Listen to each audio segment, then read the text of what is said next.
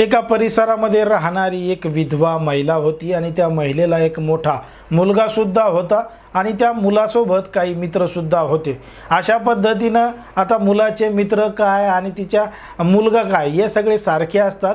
अगदी त्या मुलाचे मित्र त्याच्यासोबत त्याच्या घरी यायचे, त्याच्या आईला सुद्धा बोलायचे, भेटायचे, चहा पाणी या सगळ्या गोष्टी करायचे। पण मात्र ही जी महिला होती त्या महिलेला पुरुषांचा नाद हा लागलेला होता आणि त्याच नादामधून त्या महिलेनं तिच्याच मुलांचा जो मित्र आहे त्याच्याबरोबर संबंध ठेवले होते आणि या सगळ्या प्रकरणातून 4 जणांची हत्या होणार होती। 4 पैकी 3 जणांची हत्या झाली होती। अनेक धक्कादायक प्रकरण देशामध्ये आणि राज्यामध्ये घडलेलं होतं। नेमकं काय आहे संपूर्ण प्रकरण, कुठं घडली ही घटना, हे आपण अगदी सविस्तरपणे पाहणार आहोत। पण जर तुम्ही अजून आपलं चॅनल सबस्क्राईब केलं नसेल तर लगेच सबस्क्राईब करून घ्या। बाजूला असणाऱ्या बेल नोटिफिकेशनला सुद्धा ऑन करायला विसरू नका, जेणेकरून तुम्हाला लवकरात लवकर व्हिडिओचे नोटिफिकेशन येत जातील आणि सगळ्यात आधी व्हिडिओ तुम्हाला पाहता येईल। आता ही जी संपूर्ण घटना आहे, गोष्ट आहे, या गोष्टीला सुरुवात होते 17 मे 2017 रोजी। 17 मे 2017ला मध्य प्रदेशचा एक जिल्हा आहे गुना नावाचा आणि याच गुना जिल्ह्यामध्ये घडलेली संपूर्ण घटना आहे 17 मे 2017ला। आता या तारखेला या परिसरामध्ये राहणारा एक मुलगा होता, तरुण होता आणि तो तरुण त्याच्या आईवडिलांना म्हणला की मला मोटरसायकल घ्यायची आहे, मोटरसायकल घ्यायसाठी काही पैशांची आवश्यकता आहे। आता एकुलता एक मुलगा होता म्हणून घरच्यांनी सुद्धा काही नाही म्हणले नाही, ते ठीक आहे म्हणे, किती पैसे लागतात, काय लागतात, लाडकं पोरगं आहे, मोटरसायकल मागताय म्हणून ठीक आहे म्हणे, किती पैसे पाहिजे, ते म्हणे 40,000 रुपये पाहिजे। ते म्हणे 40 काय 50 घेऊन जा। 40-50 हजार रुपये रक्कम त्या पोराला दिली आणि ते पोरगं मोटरसायकल घ्यायला गेलं। म्हणजे नवीन नाही घेतली त्यांनी, सेकंड हँडच त्याला मोटरसायकल घ्यायची होती म्हणून त्यानं त्याच्या आईवडिलांकडून पैसे घेतलेले होते। आता आईवडिलांकडून पैसे घेतले, मोटरसायकल घ्यायला गेला, पण मात्र मोटरसायकल घ्यायला जात असताना तो एकटा गेला नाही तर त्याच्यासोबत अजून 3 मित्रांना सोबत बोलवलं।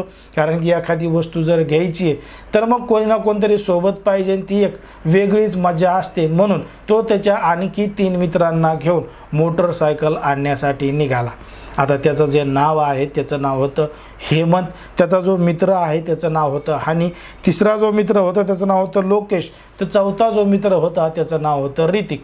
अशा पद्धतीनं 4 जण हे एका ठिकाणी मोटरसायकल आणण्यासाठी गेले। आता मोटरसायकल आणण्यासाठी गेले, त्यांनी एक मोटरसायकल सुद्धा घेतली आणि हे मोटरसायकल 2 मोटरसायकल घेऊन अशा पद्धतीनं गेले होते आणि जात असताना यांनी काय केलं, त्या गाडीच्या डिक्क्यामध्ये जाताना दारूसुद्धा घेतली आणि दारू घेऊन संध्याकाळ झाल्यानंतर येतानीच वाटेमध्ये एका ठिकाणी दारू पेत बसले। आता हे जे तरुण आहेत, हे जे पोरं आहेत, हे काय जास्त मोठाले नव्हते, 17-17, 18-18, 20-20 वर्षाचे अशा पद्धतीचे होते। 20 वर्षाच्या आतले जो काय होते तर 20-22 वर्षापर्यंत या चौघांचं वय होतं आणि यांनी अशा पद्धतीनं संध्याकाळी एका ठिकाणी दारू पित बसले। आता दारू पित बसले आणि दारू पित बसल्यामुळं एकामागे एक पॅक एकामागे एक पॅक करत करत त्या आणलेल्या 3-4 बॉटल या 4 जणांनी मिळून संपवल्या आणि संपवल्यानंतर यांना आता चांगली नशा झाली होती। हे तिघही एकदम नशेमध्ये होते, पण मात्र या चौघांमध्ये एक जो तरुण होता त्याला जास्त नशा झाली नव्हती, कारण की त्यांनी या तिघांना जास्त दारू पाजली होती, त्यांनी मात्र कमी पिलेली होती।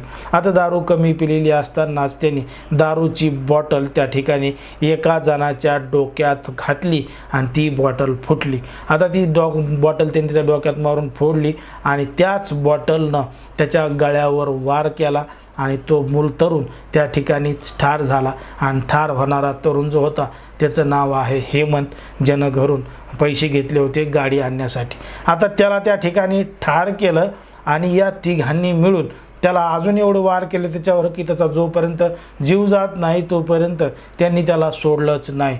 आता वार करणारा जो होता, मारणारा जो होता, त्याचं नाव होतं हनी। हनीनं हेमंतला का मारलं हा एक मोठा प्रश्न त्या ठिकाणी निर्माण झालेला होता। पण मात्र जे लोकेश आणि ऋतिक आहेत या दोघांनी सुद्धा हनीला मदत केलेली होती आणि या तिघांनी आता त्याचा मृतदेह त्याच ठिकाणी जंगलामध्ये फेकून दिला आणि त्या ठिकाणाहून पसार झाले आणि पसार झाल्यानंतर ते त्या हनीच्या घरी गेले आणि हरीच्या घरी गेल्यानंतर घडलेला संपूर्ण प्रकार हनी दुबेच्या आईला सांगितला आणि हनी दुबेच्या आईचं नाव होतं पूनम. आता पूनमला हा सगळा प्रकार सांगितल्यानंतर पूनमला थोडं बरं वाटलं. तिनं तिच्या मुलाला असं का केलं, असं करायला नव्हतं पाहिजे, तुला पोलीस पकडतील, हा गंभीर स्वरूपाचा गुन्हा आहे असं न म्हणता तिच्या मुलाला ती म्हणली की तू हे जे केलं त्यामध्ये आता तुला काय करावं लागेल, त्याच्या मृतदेहाची विल्हेवाट लावावी लागेल, जेणेकरून जे प्रकरण तू केलंस ते पोलिसांना समजणार नाही किंवा हा सगळा उलगडा होणार नाही. आणि त्याच्यामध्ये तू तुझ्या 2 मित्रांची सुद्धा मदत घे असं त्या महिलेनं स्वतःच्या मुलाला सांगितलं आणि त्या मुलाने तसंच करायचं ठरवलं. पण मात्र हे सगळं करत असताना त्या हनी दुबेला त्या पूनमनं अजून एक गोष्ट सांगितली. ती म्हणली की तू एक काम कर, तुझ्या मित्राला हेमंतच्या वडिलांना फोन करायचं सांग आणि 50 लाख रुपयाची रक्कम मागण्यास सांग. जर त्यांनी रक्कम दिली तर ती घ्यायची, नाहीतर मग तुमच्या मुलाला ठार करू अशी धमकी द्यायची, असं स्वतः पूनमनं तिच्या मुलाला हनी दुबेला आणि त्याच्या मित्रांना अशा पद्धतीनं सांगितलं. आता अशा पद्धतीनं ठरलं. पण मात्र अजून एक गोष्ट सांगितली की फोन करायचा तर या गावामधून नाही करायचा, दुसऱ्या एका मोठ्या शहरामध्ये जाऊन फोन करायचा, जेणेकरून पोलीस तपासामध्ये असं वाटेल की आरोपी तिकडचाच आहे. आता ठरल्याप्रमाणे तो जो हनी दुबे होता त्यानं त्याच्या मित्राला सांगितलं की अशा अशा पद्धतीनं फोन करायचा. मग त्याच पद्धतीनं ऋतिक नावाचा जो तरुण आहे त्यांनी काय केलं, फोन घेतला आणि तो थेट इंदोरला गेला. आता इंदोर ह्या गावापासून बरंच लांब अंतरावर आहे. ऋतिक नावाचा जो तरुण आहे तो इंदोरला गेला. इंदोरला जाऊन त्यानं हेमंतच्या वडिलांना फोन केला.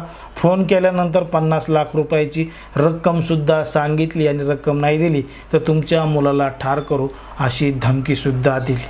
आता 17 मे 2017ला या 4 जणांनी तिथून ते निघाले होते आणि या तिघांनी मिळून हेमंतला ठार केलेलं होतं. आता हेमंत घरी का आला नाही म्हणून दुसऱ्या दिवशी पोलीस स्टेशनमध्ये जाऊन 18 मेला हेमंतच्या वडिलांनी पोलीस स्टेशनमध्ये तक्रारसुद्धा दाखल केली होती की मुलगा बेपत्ता झाला आहे, तो अजून घरी आला नाही. पोलिसांनी जेव्हा विचारलं तो कोणासोबत गेला आहे, काय गेला आहे, तेव्हा घरच्यांनी हेमंतच्या आईवडिलांनी या दोघांची नावं सांगितली होती. त्यामध्ये हेमंत दुबे होता आणि ऋतिकसुद्धा होता.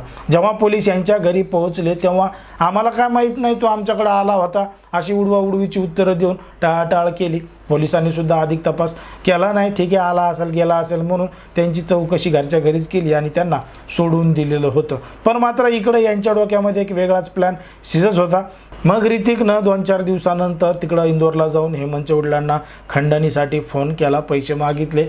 पण मात्र पैसे मागितल्यानंतर हेमंतच्या वडिलांनी तात्काळ याची माहिती पोलीस स्टेशनमध्ये दिली. पोलिसांनी तो नंबर ट्रेस केला आणि बघितलं तर तो नंबर इंदोरमधून आला, इंदोरमधून फोन आला म्हणून पोलिसांचं एक पथक इंदोरच्या दिशेनं गेलं आणि त्याच दिशेनं सगळी काही चौकशी करू लागलं.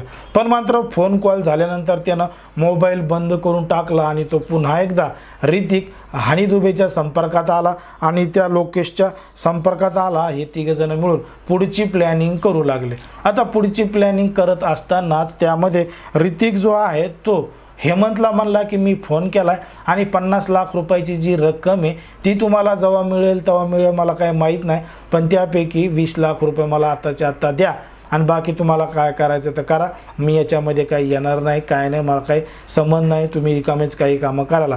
अशा पद्धतीनं ऋतिकनं हनी दुबेला आणि तो जो दुसरा लोकेश होता या दोघांना सांगितलं.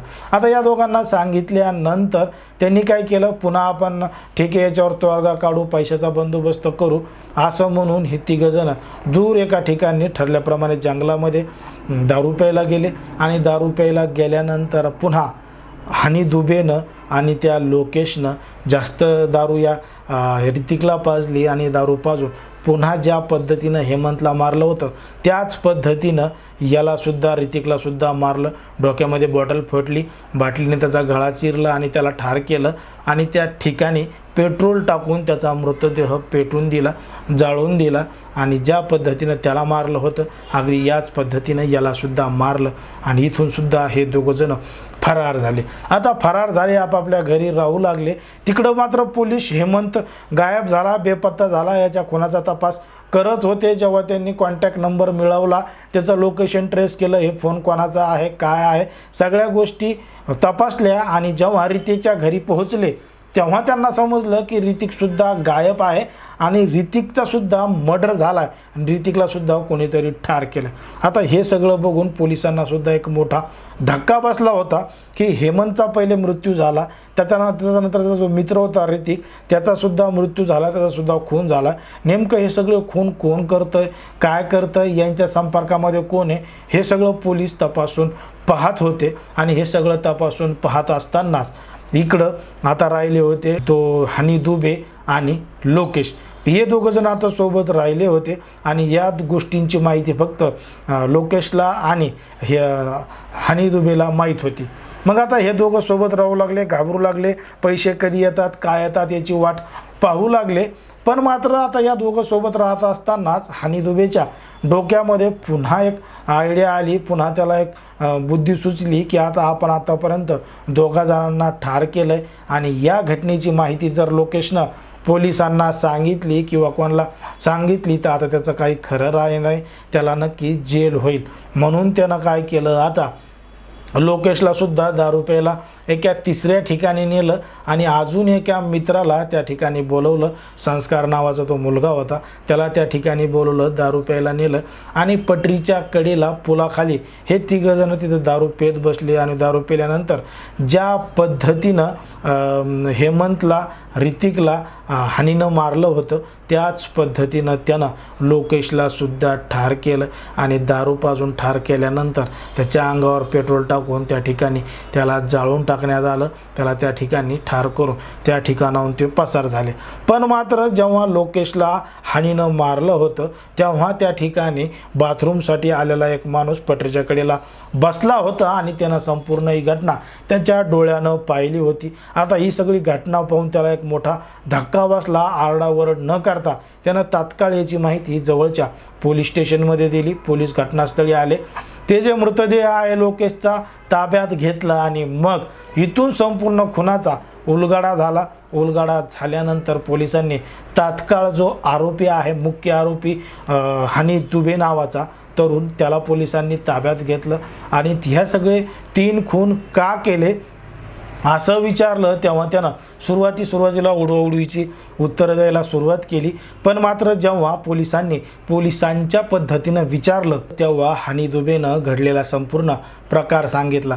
त्यानं सांगितलं की हेमंतनं घरून मोटरसायकल घेण्यासाठी 40,000 रुपये आणले होते आणि 40,000 रुपये आणले असतानाच आम्ही वाटेमध्ये दारू घेतली, मोटरसायकल घेतली नाही, फक्त दारू घेऊन गेलोत, मोटरसायकल उद्या घेऊ म्हणून सांगितलं आणि ते पैसे जे आहेत ते हेमंतकडेच होते. त्याच्या पैशामधली आम्ही दारू घेतली, सगळ्यांनी दारू पिली आणि उरलेली जी रक्कम आहे ती हेमंतला ठार केल्यानंतर वाटून घेतली. स्वतः हनी दुबेनं स्वतःकडं 22,000 रुपये घेतले आणि जे उरलेले 18,000 रुपये होते ते 18,000 लोकेशमध्ये आणि ऋतिकमध्ये वाटून दिलेले होते. म्हणूनच यांची आता 50 लाख रुपये मागण्याची डिमांड सुरू झालेली होती. आता हे सगळे पैसे मारले. मग पोलिसांनी विचारलं पैशासाठी तो हेमंतला मारलंय का, तर तो म्हणे पैशासाठी तर मारलंयच, पण मात्र त्याचबरोबर हेमंतचं आणि या हनी दुबेच्या आईचं प्रेम प्रकरण लफडं चालू होतं.